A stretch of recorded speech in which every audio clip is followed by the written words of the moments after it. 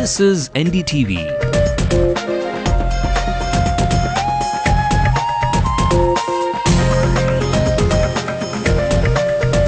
And you're watching NDTV Hindu.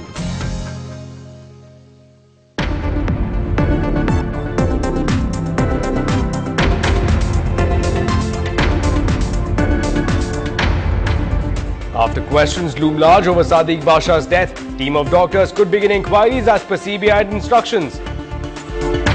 After frosty ties with the Congress, it's the PMK's turn to cold shoulder the DMK. Ramados hints at parting ways.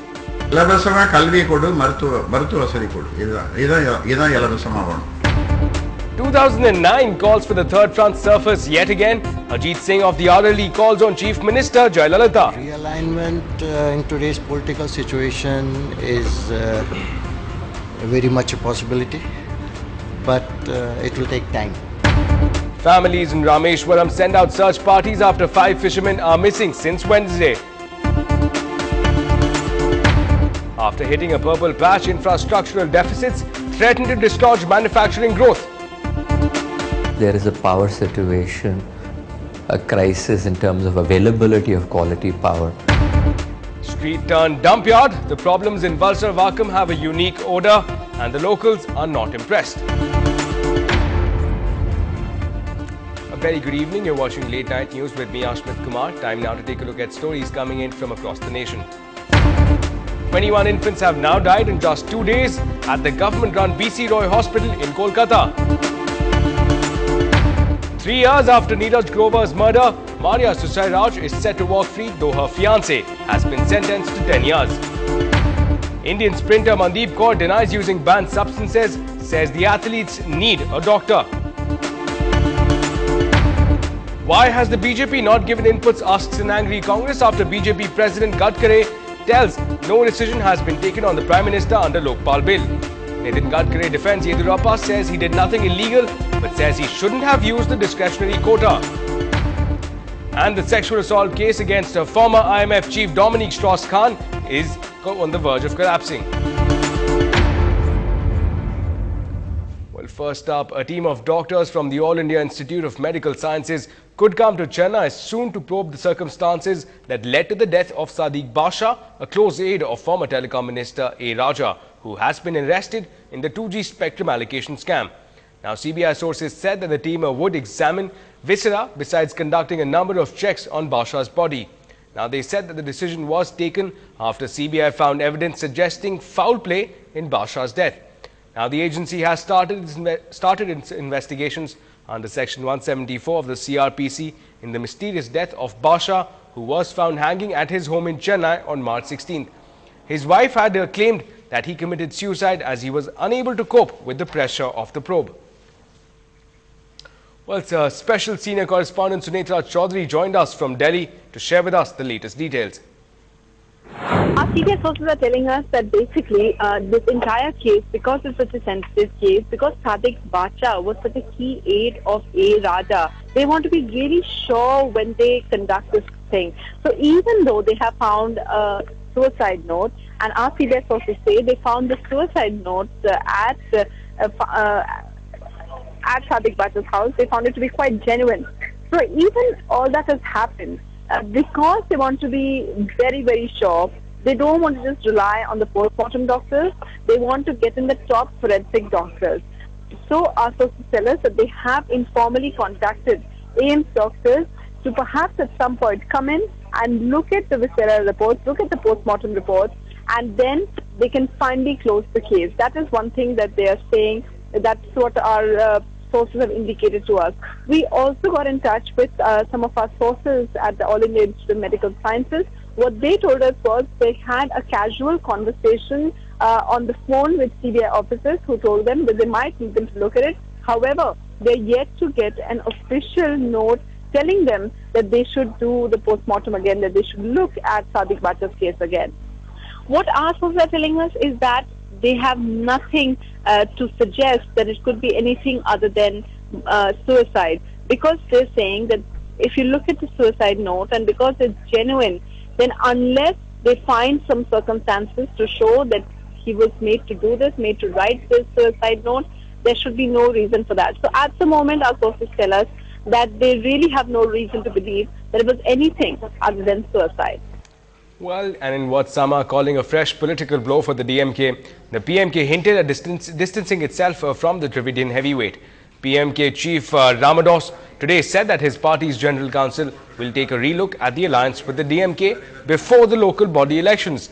Now, releasing his party's 9th shadow budget for the year 2011-2012, he said the continuance of ties with the DMK cannot be decided by him alone, and added that the party's policy decision on ties with the DMK will be decided by the party's General Council. With local body elections due in October this year, his announcement has come as a surprise. In a recent television appearance, the PMK chief Ramados lashed out at the DMK for corruption and blamed the party for the electoral rout.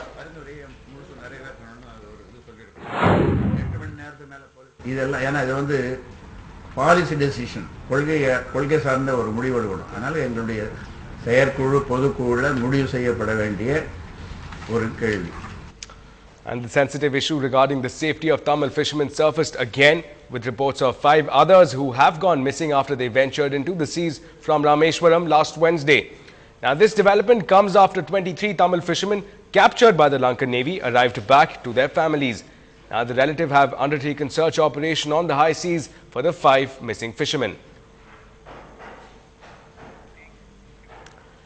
And well, some more news from the state's political spectrum. Rashtriya Lok Dal chief Ajit Singh, whose 6 MPs were reportedly behind Chief Minister Jayalalitha's offer of support to the UPA government back in 2010, called on the Chief Minister Jayalalitha today. Now, though Ajit Singh called it a courtesy call, there are reports that it was politically significant, as Jayalalitha has been trying to maintain cordial relations with the centre. Now, Ajit Singh's Rashtriya Lok Dal, or the RLD, is in talks with the Congress for a possible tie-up ahead of the assembly polls in UP next year. When AIADMK chief Jayalalitha offered support to the Congress government in the year 2010, that's November 2010, it was said that she was relying on RLD's 6 MPs to help the centre in case the DMK pulled out. I today came basically to congratulate her personally on her magnificent victory. When she visited Delhi, I was out of the country, so I couldn't meet her. And even more than that, the way she has taken hold of the administration, announced new policies, made changes. The day, she was elected, she set to work right away. So I wanted to congratulate her for that. Realignment in today's political situation is very much a possibility, but it will take time.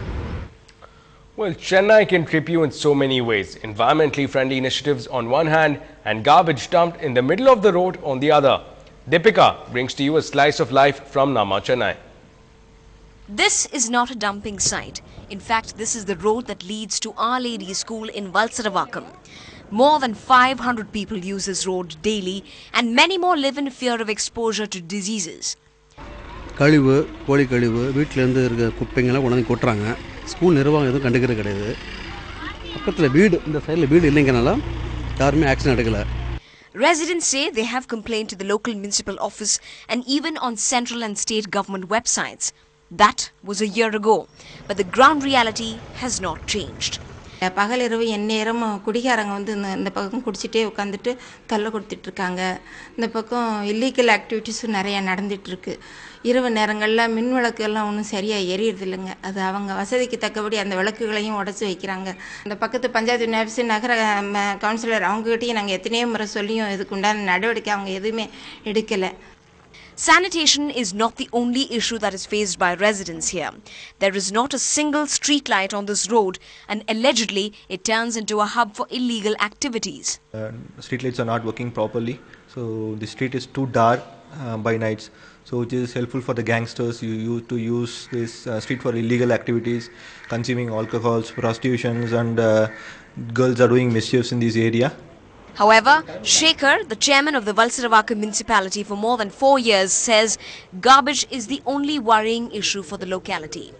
எங்களுக்கு குப்பை தட்ட இடம் இல்லாத ஒரு காரணத்தினால தான் நாங்கள் இந்த குப்பையை வந்து அனுமதி இல்லாத இடத்துல வெளியூரில் போய் நம்ம கொட்ட போகிறோம். தாம்பரம் இந்த மாதிரி ஸ்ரீபெரும்புத்தூர் பல்லாவரம் இந்த மாதிரி கொட்ட போகிறதுனால அங்கே இந்த நிலை வருது.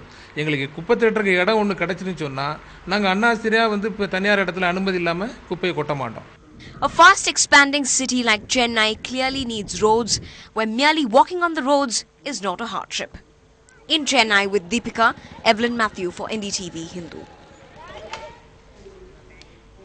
And still ahead on the bulletin, problems galore for the industrial sector here in the state.